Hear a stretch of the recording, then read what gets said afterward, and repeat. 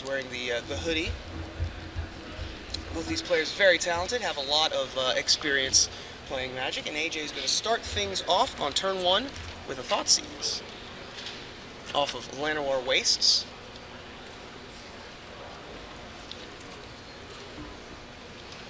And so it looks like Ben kept 2 Scry lands with his 5-card hand. A little bit of glare there. We'll try and fix that for you.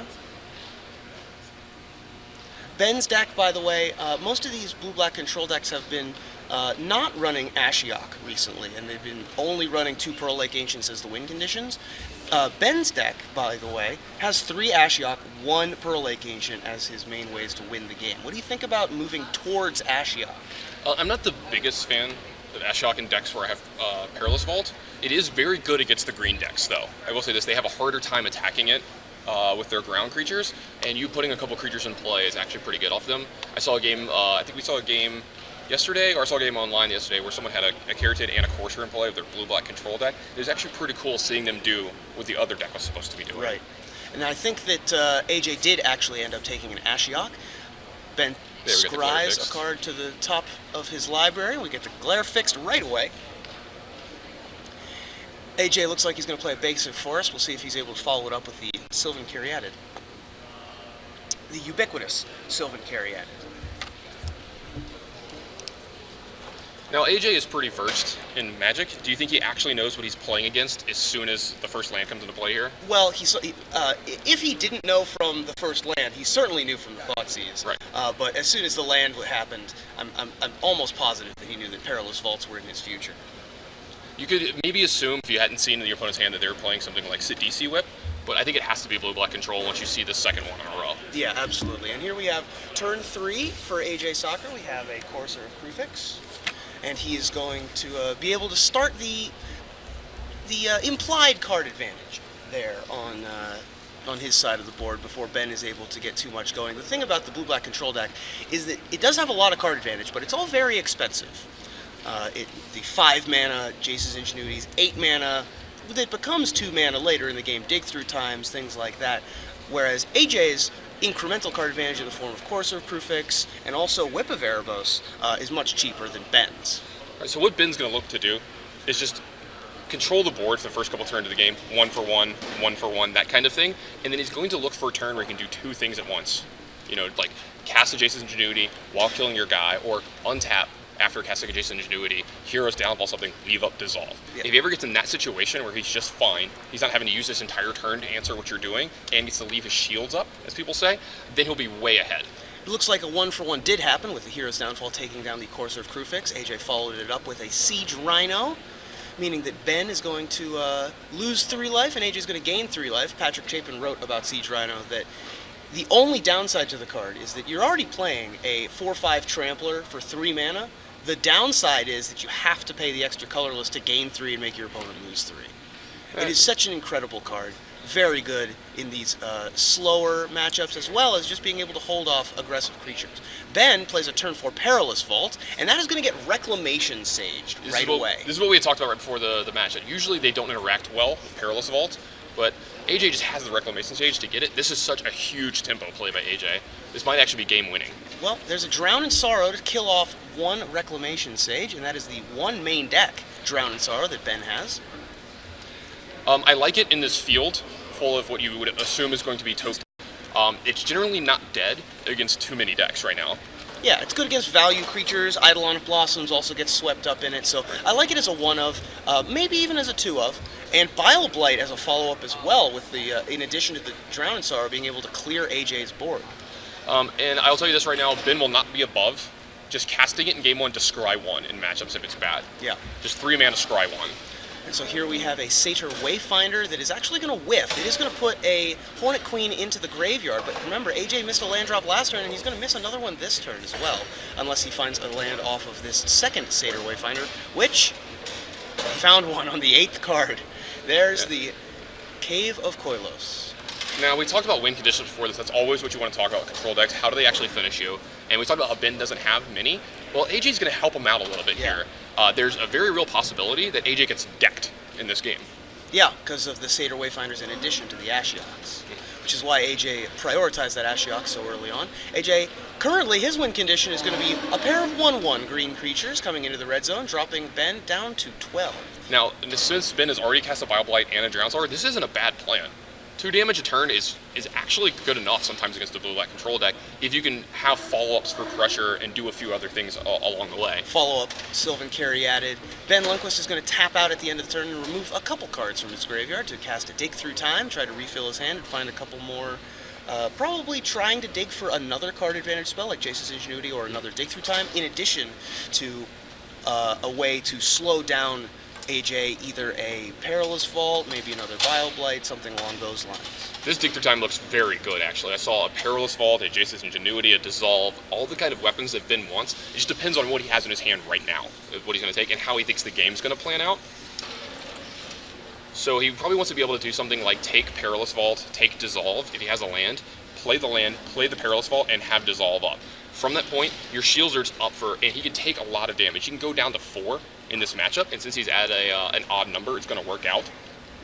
That he can go down to 4 so he can play around Siege Rhino, which is generally the only reach that AJ has in his deck. Yeah.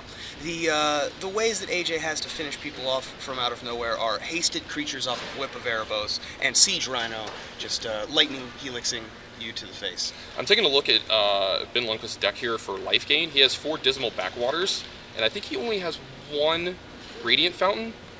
Yeah, he only has 1 Radiant Fountain, where generally some of these decks play upwards of 3. But it's being able to gain just a few life points over the span of the game is going to buy him extra turns. Another card that I'm somewhat interested in is that he is playing 1 Opulent Palace, just as a blue-black comes into play tapped land. That has become pretty popular over the last couple weeks as just an extra dual land. Sure.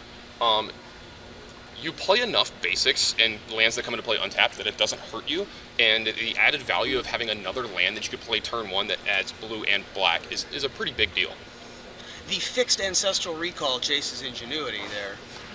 What, just add 4 mana to it? Just add 4 mana to it. Still right. an instant, still targets. So he's going to draw 3 cards. That's probably one of the cards he found off of the Dig Through Time. Yeah, there we see a Temple of Malice. It's actually just an extra scry land. It's just extra value in the blue-black control deck. It's better than a swamp in a lot of situations. And also, when you're playing Ashiok in your deck, you want to be able to cast your opponent's spells, so Opulent Palace, Temple of Malice, hedging your bets against the various decks in the field.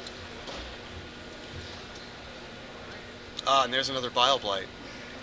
Being able to take down the only clock that AJ had in play. I wonder if AJ is considering Murderous Cutting his own creature here if he has a removal spell in his hand to not get 2 for 1, since the card is practically dead in the matchup.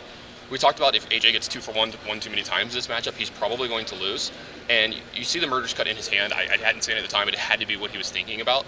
Plus, I think AJ has a whip in his hand, and as you see, he's not casting it. Mm-hmm. It's not for fear that Ben has a counterspell, which he can just assume that he does. He's waiting to draw a Thoughtseize. Yeah. Make sure the coast is clear ahead of time. You don't want to jam too many times against blue-black control, because if they have the correct answers at the time, it's going to be really hard for you to win. He knows that Ben is going to have a hard time winning this match, and that he has time. So he wants to set up turns back to back to back, where Ben has to have the correct answers, instead of, do you have the correct answer every 3 turns? Unlike normal Abzan, though, Abzan Whip cuts down on the number of Thoughtseize. I only see 2 Thoughtseize main deck in AJ's list. So, and he's already cast 1 to take out that first Ashiok on turn 2. So if he's trying to dig to another Thoughtseize and waiting until he finds the last one of in his deck, it might be a little while. He's either waiting for that or a turn where he can do multiple things. He doesn't want to just play whip, have it get countered, and say go. You're losing way too much tempo in this matchup, and that's what the blue-black player wants you to do. I see a lot of players play incorrectly against control decks by just playing off the top of their deck, when you're generally better off just stockpiling stuff and just swarming them over the span of 2 turns. I see a Reclamation Sage cast for no value here, just a 3 mana 2/1, trying to get a creature on the board to try to finish this game. He's trying to force Ben's hand. He knows Ben won't spend something as valuable as a counterspell on this, but will have to use a removal spell. What AJ is just trying to do is run him out of cards eventually. Very tough to do, especially once he's refilled with Jace's Ingenuity and another Dig Through Time. The full this value. Time for 8 mana Yeah. Dig Through Time at the end of the turn. I like this play from Ben. He's used his mana correctly with dig through times. I see people over-delving too much for this card. They're like, oh, what if I draw this thing in my turn? No. You want to keep as many cards in your graveyard as you can, because there might be the situation where you need to cast 3 spells in a turn, one of them being dig through time, and you need to cast it for blue. Yeah, and the other thing is that we have 2 Murderous Cuts in our deck as well, don't we? I'm checking for that. You might need, in any case, you might need that delve later in the game for either Dig Through Time, Murderous Cut, any sort of spell. No, he's actually just playing Silence the Believers over Murderous Cut, which I actually generally like. Yeah, especially in these longer games. If you're expecting a lot more of these control matchups with Abzan Whip, Sidisi Whip, things like that, then the Silence the Believers is probably going to get cast for 8 or 7, sometimes getting cast for 10. Yeah, I don't see many situations. I mean, that's a dream scenario where you get to actually strive it multiple times. I don't see many scenarios against really good players where they'll allow that to happen. You're generally not going to put too many creatures in play unless they're creatures like Sylvan Carry did. They don't have value. But right here, if you were to have something like Silence the Believers over the next turn, it would just be backbreaking. Yep, and here we're going to see an attack from Reclamation Sage into the Ashiok to knock it down to 3, and a Doomwake Giant as well. And Jace's Ingenuity. It's my kind of magic card. At the end of turn. To draw cards. It's my kind of magic card. Just a good, honest living. Drawing cards? Yeah, just a good, honest living. But it doesn't gain any life. That's fine. I mean, not all cards can be 6 in relation, Reuben. Fair enough. What about Kiss of the Amisha? I played a fair amount of that card as well. Yeah, I know you did. I picked it. It was probably a 2nd or 3rd pick for me in Limited. And so Ben gets to untap with his Planeswalker in play, and he's going to choose not to put a creature into play off of it. He could have gotten a Courser of Kruphix. Satyr Wayfinder and Doomwake Giant go underneath Ashiok. And he's got a handful of goodies, including a Hero's Downfall to be able to take out the Doomwake Giant should he so choose. And AJ is sort of running low on steam here. He's going to need to turn the corner a little bit now to try to pressure Ben before the Ashiok value overtakes him. And here we're going to see he's going to go for a Whip of Erebos. Testing Ben to see if he has a counterspell. And indeed, it looks like he does. Looks like a Disdainful Stroke. So the Whip gets Disdainful Stroked, and in come the 2 attacking creatures from AJ, trying to take down the Planeswalker. Ben deciding if he's going to use a Hero's Downfall here to take out the Doomwake Giant to keep his Planeswalker alive. How important is the Ashiok to Ben here? He's already got 1 in the graveyard that was Thoughtseized. This is his 2nd copy, but he does have a 3rd in his deck as well as a Pearl Lake Agent to try to end the game. How heavily are you protecting this Ashiok? That's a really good point, Reuben. The thing is, it's not about winning with the Ashiok here. It's more about playing a sub-game along with AJ Sacher. As long as AJ is attacking this Ashiok and having to play into it, Ben's going to keep making his land drops, keep drawing spells, and keep drawing cards, and draw more cards a turn, and is putting himself as far ahead of AJ as possible. So if AJ does get through the Ashiok, he'll probably have another copy at the time, plus just a handful of stuff that's going to be good in this matchup. So here we see Perilous Vault, which is going to keep AJ in check a little bit here. This Reclamation Sage is going to keep the Ashiok between 3 and 5 loyalty, but it is going to keep milling AJ as his main win condition, probably. The Perilous Vault would remove the Ashiok as well, and it looks like he's just going to cash in on the value right here. I wonder if he did the Ashiok trick here where you can put the ability of Ashiok on the stack, putting a creature into play, and in response sacrifice your Perilous Vault. Yeah, and that looks like exactly what he did. And there is the Courser after he put Ashiok on the stack. So he does have a Courser of Kruphix in play now after that Perilous Vault trigger resolves. That is a neat trick. I've never seen that one That's before. actually probably one of my favorite plays in Standard now. Explain exactly what happened. I think I sort of missed what happened there. So Ashiok's minus ability is you can take away loyalty counters equal to the converted mana cost of one of the creatures that it's removed and put it into play. What you can do is you can respond to your own ability, holding priority of the minus ability on your Ashiok, and then with that ability on the stack, you can activate your Perilous Vault to destroy all permanents. So the stack would be the Ashiok ability with the Perilous Vault on top. So the Perilous Vault will resolve first, and then the Ashiok ability will resolve, so he ends up with the creature in play. Right. Meanwhile, Murderous Cut does end up taking out that Course of Kruphix at the end of turn. Another Satyr Wayfinder for AJ finds a land, mills a little bit deeper into his deck. I think over the next 3 or 4 turns, if AJ doesn't draw a card that's relevant to this matchup and gets it in play, we will see a scoop for time reasons. AJ's going to want to be able to play a third game if he wins game 2. AJ has 3 copies of Whip of Erebus in his deck. We've only seen the one thus far. Meanwhile, here is the last copy of Ashiok, which AJ doesn't know. There could be a 4th, as a lot of these players have been playing multiple copies of Ashiok. If they end up playing any, oftentimes they play 4. Ben has decided to only play 3. So Ashiok is going to tick up yet again, find a Courser on top, and a Siege Rhino. That's a creature that he wants. Thoughtseize shows 2 lands in AJ's hand. Not what he's looking for. Yeah, this will prompt concession pretty soon, I think, just for time reasons, as I was saying. Yep. And there's the scoop. So AJ is going to concede game 1, Ben Lundquist, with the slow, painful death of blue-black control, able to take down Abzan Whip in game 1 with his blue-black control deck.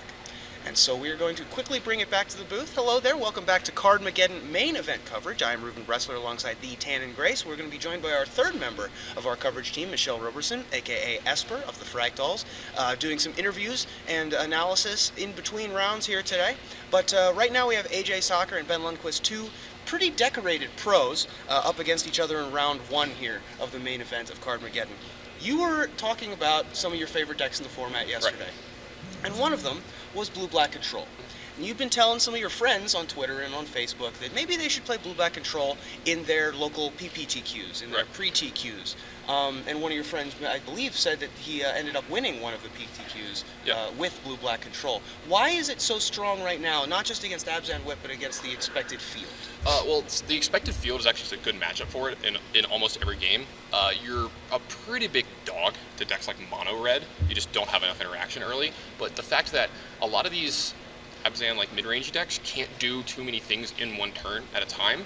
Cards like Dissolve are just insane against these decks. The fact that you have a 3-mana answer to like their 5 or 6 mana threat, you're getting Scry and do something else on your turn, like 1-for-1 your guy with a Hero's Downfall. It's just absurd. You're going to get way far ahead of them, and as we saw in that game, you can't ever play into a Perilous Vault. Yeah, and so decks like Mono Red, Jeskai Winds, for example, right. burn-heavy decks like that, which very difficult for the blue-black control deck. Which they don't really exist that much anymore. Yeah. I mean, we saw one of those decks yesterday, but they're just not very popular right now. Yeah, and as the metagame shifts, then those will make a comeback, of course. We miss you, Mantis Rider. I know, right? Come back. In a format where there are only 2 or 3 viable decks, and I'm saying this with, grain of salt, like the most popular decks are about 2 or 3 decks. A control deck can come into play. You can make a deck to beat these decks specifically. You can tailor your main deck, like you saw with the main deck Drown in Sorrows and a million Bioblights because of the token deck that's popular. Like, you just want to not take damage as early as possible against that deck, so you need to interact. And so looking at the sideboards, what can AJ do to bring it back to even in this matchup? Well, we have a Pharika, God of Affliction. That's a card that certainly is going to be able to come in here and get a little bit of impact because it'll be able to turn all of his creatures into cards and a half with 1/1 tokens. We have another copy of Reclamation Sage. Silence the Believers is not going to come in. 3 Drown in Sorrows, 2 Ajani Mentor of Heroes, probably for card advantage. 2 Eidolon of Blossoms, 2 Glare of Heresy, 1 Thoughtseize, and 2 Bioblight. I would expect the Pharika, the Reclamation Sage, probably the Ajanis, as well as the Eidolon of Blossoms and the Thoughtseize. Oh, definitely. I really like Pharika in this matchup because it doesn't get Disdainful Stroked. Yeah. It's just you're clogged on 4 and 5 being your good cards against Ben's deck, so you just run into Disdainful Stroke. Now, on Ben's sideboard, we have 3 Doomweight Giants, 3 Negates, another Disdainful Stroke, 2 Drown in Sorrows, a Bioblight, a Dark Betrayal, a Prognostic Sphinx, a Thoughtseize, a Treasure Cruise, and Pharika's Cure. Now, I actually don't expect him to change his deck too much, since this is like a pretty good matchup for him. It matters if he wants cards like Negate, but Disdainful Stroke is just better most of the time. There's not many things that you're going to be negating that Disdainful Stroke doesn't take care of. It matters if he thinks he needs another Bioblight, but it's generally not amazing against AJ's deck. He did see the Reclamation Sage main and the Eidolon of Blossoms main, so it matters if he wants like another answer there. If he wants his Thoughtseize, the deck is going to shave certain things on the play and the draw. And I think I might bring in Treasure Cruise in this matchup because it's going to be grindy. It's going to take a while. I think I would also bring in the Prognostic Sphinx because AJ won't be able to kill it sideboarding. Absolutely, yeah. And so we have another note from our other feature match, by the way. Jonathan Kohler was up against the two-time defending world champion Sacher, and it appears as if John Kohler has taken down the world champion, handing him his first loss since being crowned in a main event. So Jonathan Kohler starts off the event with a win. Sacher is going to have to recover from the 0-1 break. Right. So we have a local player taking down the world champion here in Las Vegas. Yeah, man. Pretty cool story in round one. Home field advantage. I don't doubt that Sacher is going to be able to string together a couple of wins in this tournament, but good start for Jonathan Kohler. If anyone could XO from the 0-1 bracket, it's probably Sacher. Yeah, absolutely. Yeah. So we're going to cut back to the action with AJ Sacher and Ben Lundquist. They're getting ready for game 2 here. These two know each other pretty well, having a little bit of a good time talking to each other. These guys, I almost certainly know this matchup really well as well. I imagine that even though Blue-Black Control is not the most usual deck, AJ certainly knows what he's up against, he knows what he has to do. Ben, of course, playing against one of the favorites of the format. Yeah, I think AJ knows that his back is against the wall, even not just from being down 0-1, but this is his nightmare matchup. If he could draw it up, this is not the deck he wants to play against. Yeah, and AJ, a popular streamer who streams Magic the Gathering a lot as well as Hearthstone. You can tune in and watch his stream at twitch.tv/AJ Sacher.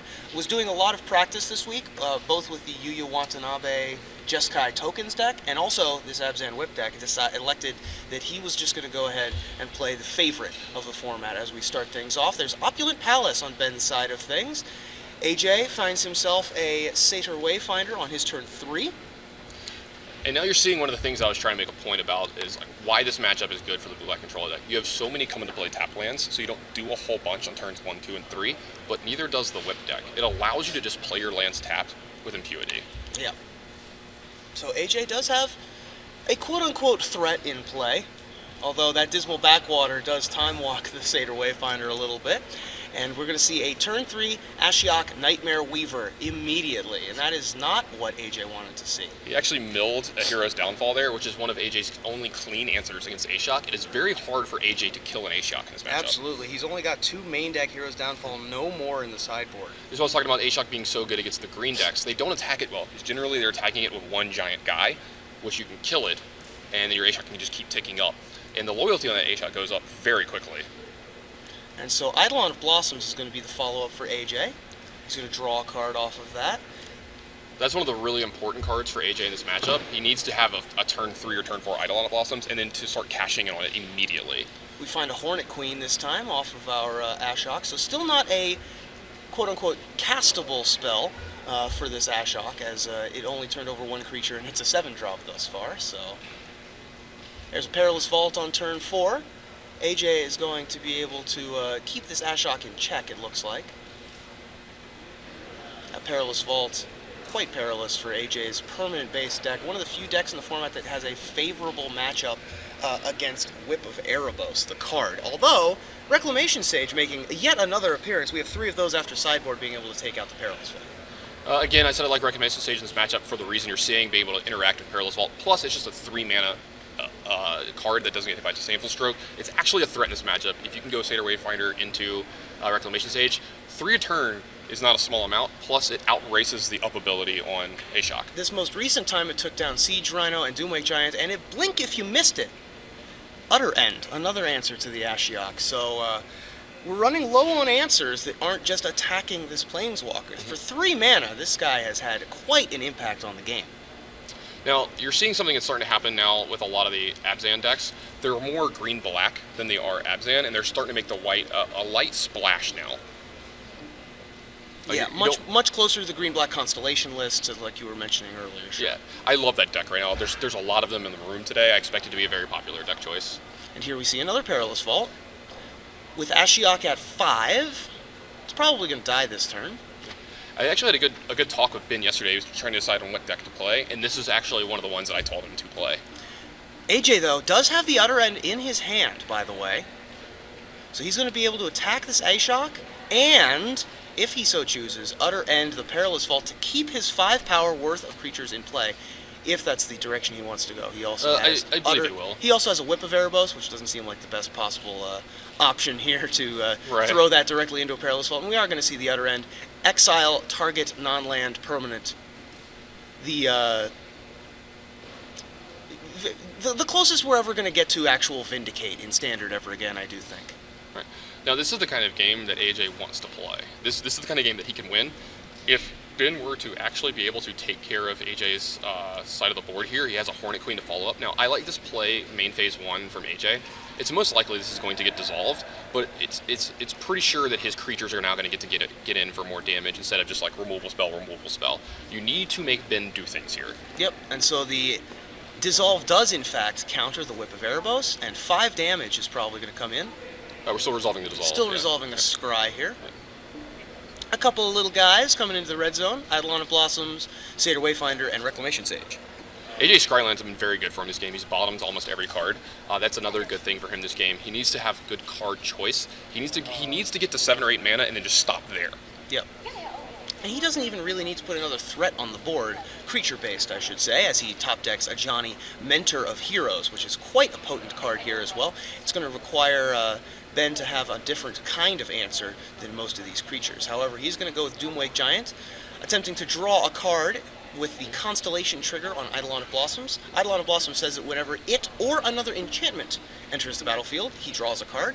And Doomwake Giant, also an enchantment, also with Constellation, that gives opposing creatures -1/-1 whenever it or an enchantment enters the battlefield. Now, I think what Ben's trying to figure out here is he wanted to make sure it was a come into play ability, not a cast trigger, because he needs to figure out the way he's going to pace the game for the rest of the game from this point. This is the turn that decides the game. Yep, and so he's decided that he needs to dig through time now. He's looking for a Disdainful Stroke. He is picking out exactly what he needs to do. He's decided that the 4 power on Doomwake Giant, it's really just a 4/6. The Constellation trigger on Doomwake Giant is not that important unless Ashok is starting to put in Satyr Wayfinders and Reclamation Sages for Ben, but that's a ways down the line. And he does find a Disdainful Stroke, and so AJ is only going to be able to ping in for 5, going down to 11, does Ben Lundquist.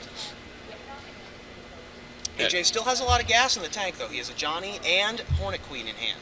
This is the kind of game that AJ can win. He's definitely played this one really well. He's paced it at the way that he needs to. And there's a Pharika, God of Affliction. That's another really good one. It sneaks under the Disdainful Stroke, as you were mentioning earlier. It draws a card off of Eidolon of Blossoms, and it doesn't get swept up in a Hero's Downfall or a Murderous Cut. He's going to need a Silence the Believers on an active Pharika, which it isn't always active. So that is a powerful option for him.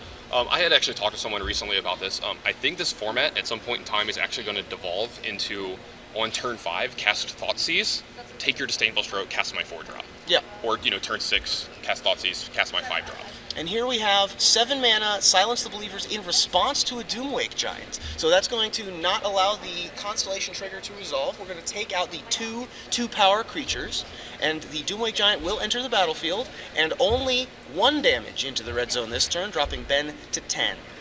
Yeah, that was a big play for Benjamin Lundquist there. I think that AJ's not unhappy with it either, because that gets rid of the Silence of the Believers, which is one of his answers to a resolved Pharika, assuming the Pharika becomes active, which it doesn't always.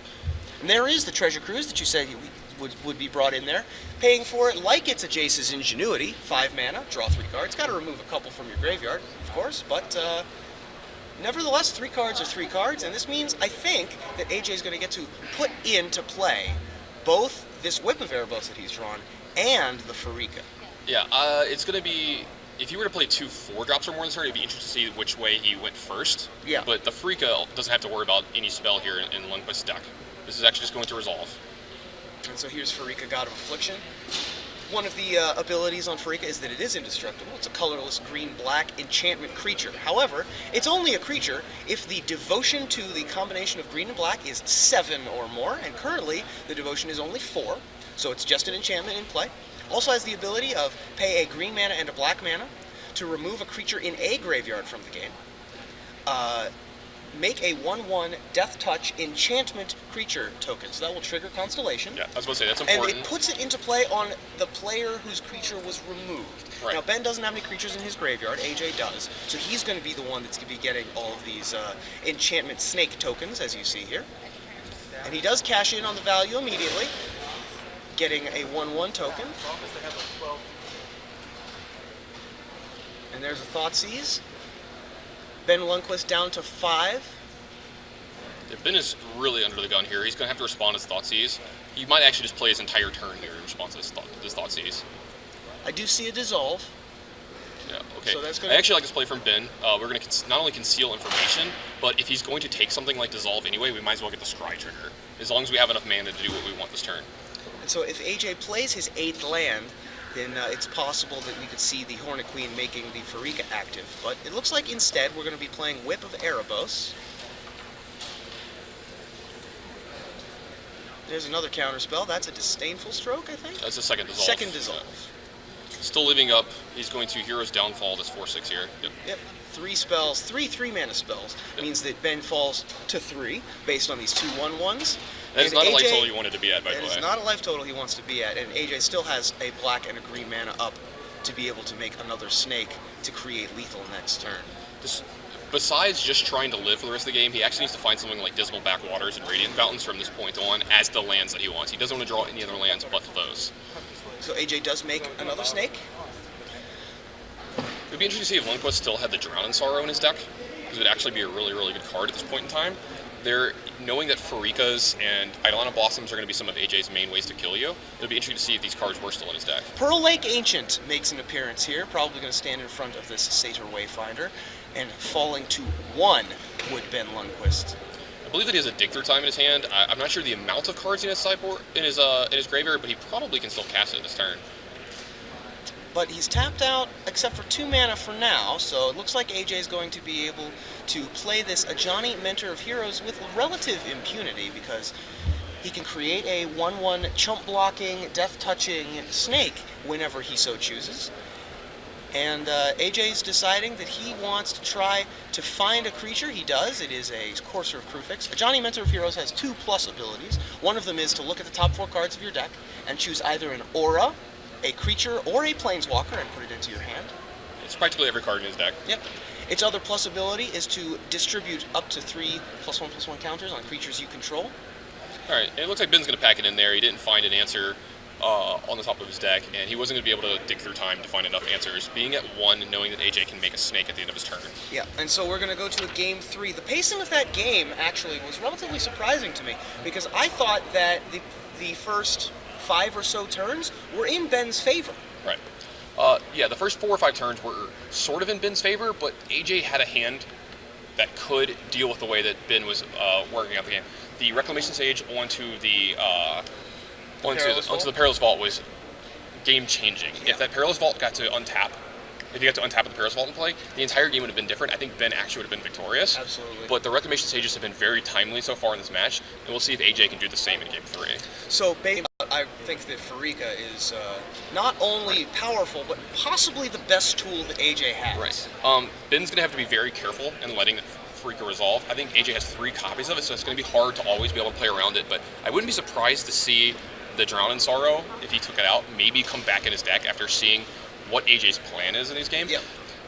The only thing is, it's bad against some draws of AJ's, but it's good against other spots. It allows you to hopefully deal with a resolved Pharika for a few extra turns. Yeah, it deals with Eidolon Blossoms as well, because AJ has this sort of crossover deck. Right. So we'll see how these guys are able to go on in Game 3. And if you're just joining us, this is CardMageddon, live from Las Vegas, Nevada. I am Mox Ruby Reuben Bresler. I'm alongside the Tannon Grace, and we are covering AJ Sacher and Benny Beatdowns, Ben Lundquist, not necessarily beating down very much. He's not beating down much in this format today. In this format with his blue-black control deck up against AJ's Abzan Whip. Right. If you've been paying attention to AJ's stream recently, he'd been sort of deciding which standard deck he wanted to play. He was in love with Yuya Watanabe's tokens deck for a long time, but ended up going with this Abzan Whip deck. Why is this deck suddenly this weekend? This weekend is really the weekend where it is the #1 deck. Right. Last weekend it was popular. It's been around for a little while. Sidisi Whip has actually been the more popular whip deck of the of recent past. Right. So why is Abzan Whip taking popularity? Well, I think people are starting to realize something about Sidisi Whip that you and I talked about and that I said for the last couple weeks. I actually don't think it's a very good deck. It looks really clunky to me. Sidisi is actually not even that great. You know, like these Abzan decks can just get through it. I definitely like the builds more that have the white cards in them, like Ajani Mentor of Heroes, a little more card advantage. And the deck just seems more consistent to me with better mana. Sure. Yeah, I think that most people realize that rather than whipping back a Sidisi, Right. getting 5 power, getting a token, sort of a mini Grave Titan, but not really.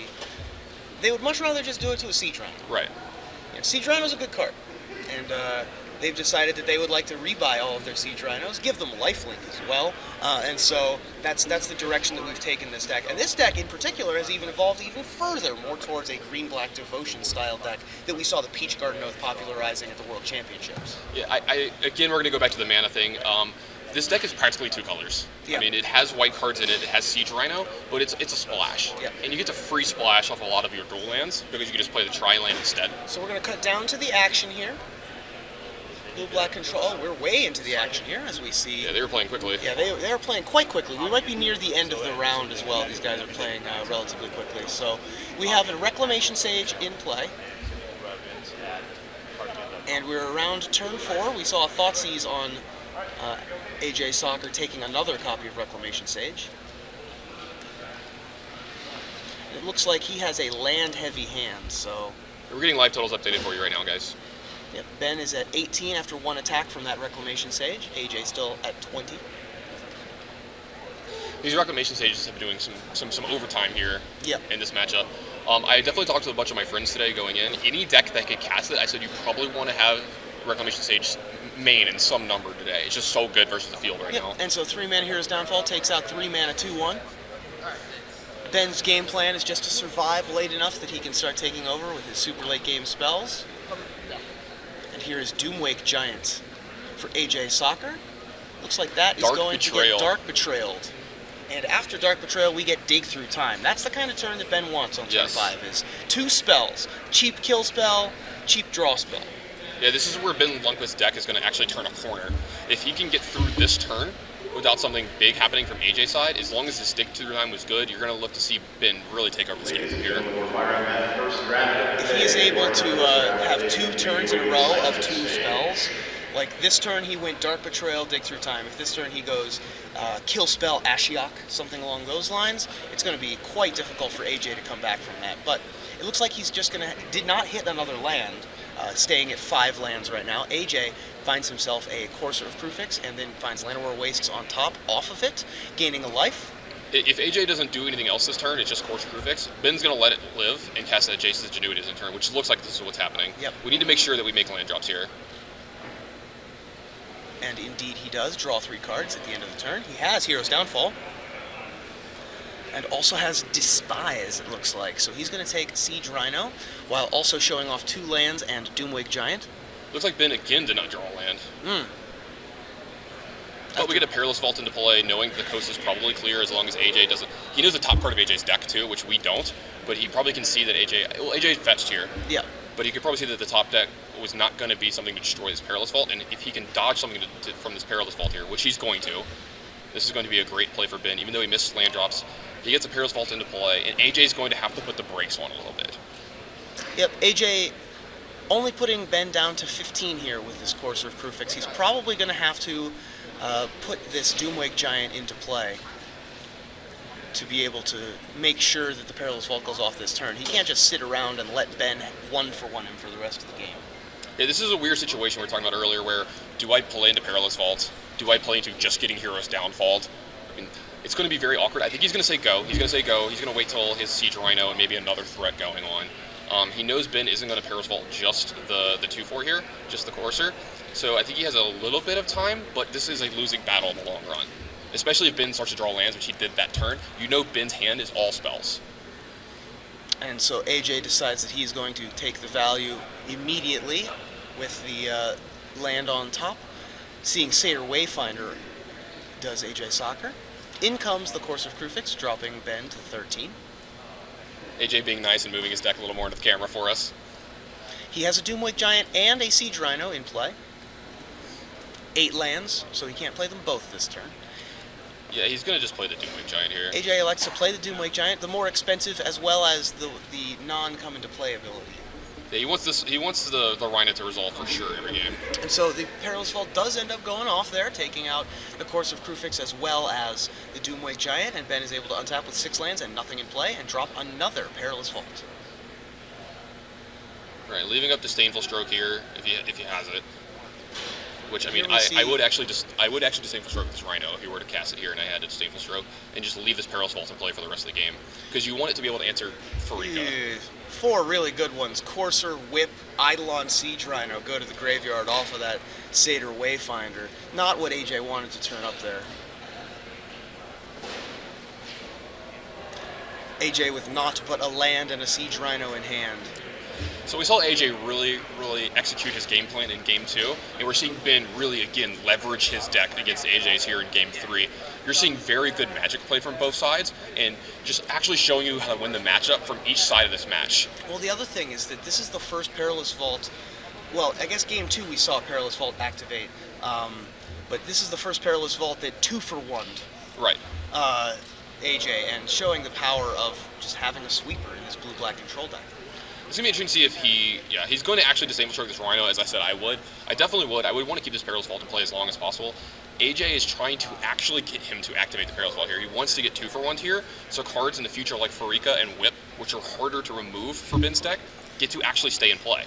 And here we see Ashiok entering the battlefield as well. And here's the nightmare scenario. Thoughtseize land. Here's the nightmare scenario. We have an active Ashiok with a Perilous Vault in play against a lowly 1/1. Ben having, I think, 5 cards in his hand, all of which are spells. Yep.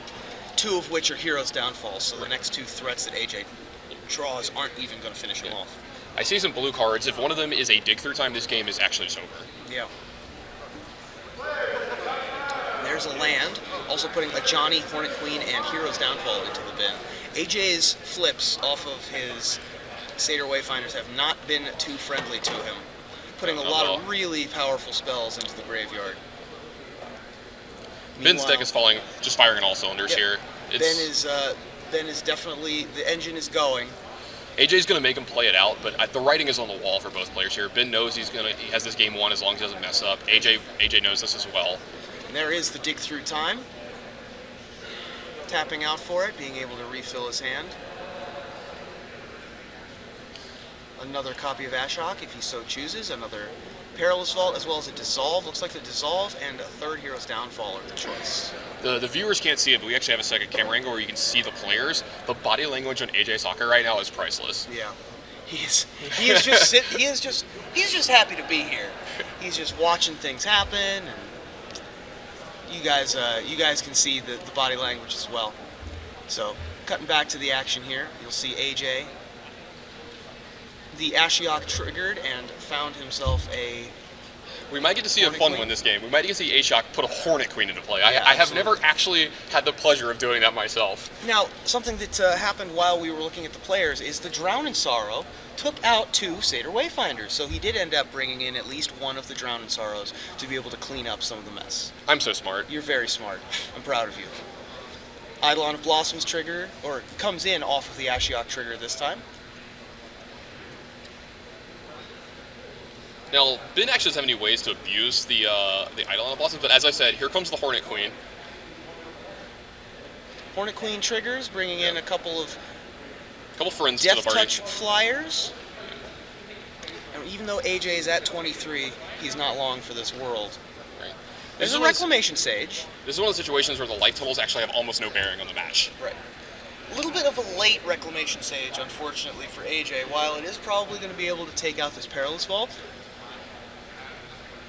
As we see Hero's Downfall take out Courser of Crufix. Yeah, AJ's actually cracking his fetch here to shuffle because the effect that Reclamation Sage has killing the Perilous Vault is actually not going to win him this game. Yeah.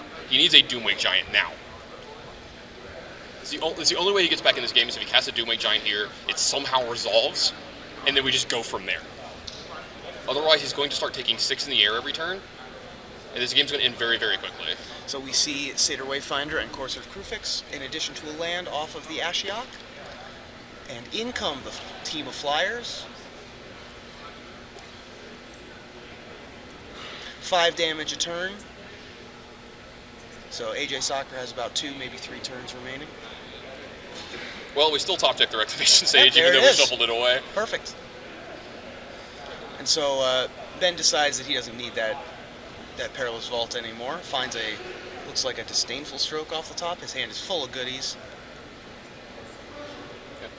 AJ is going to make him play out this game, but as we said, he knew about 4 or 5 turns ago this game was over.